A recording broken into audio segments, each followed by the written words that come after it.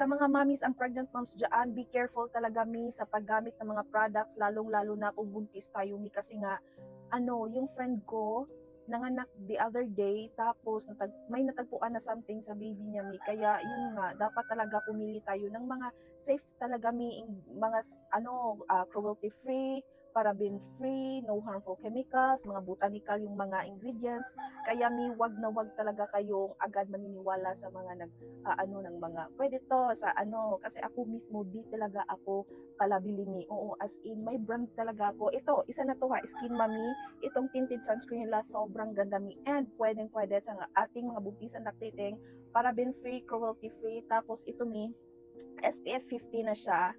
PA+++, kakalagay ko lang and ang ganda niya sa balat natin. Matte finish siya and ito siya, pwede to sa oily skin, sa mga dry skin dyan kasi hindi siya nag-all up and may tone up effect siya.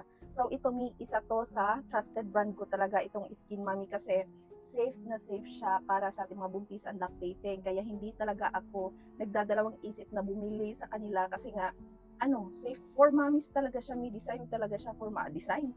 Yung gawa talaga siya para sa ating mga mommy. So yes, be careful talaga kasi may mga brand talaga ako mismo ha. Nagtatanong talaga ako sa mga nagla-live na pwede ba yan sa buntisan, pregnant, buntisan lactating.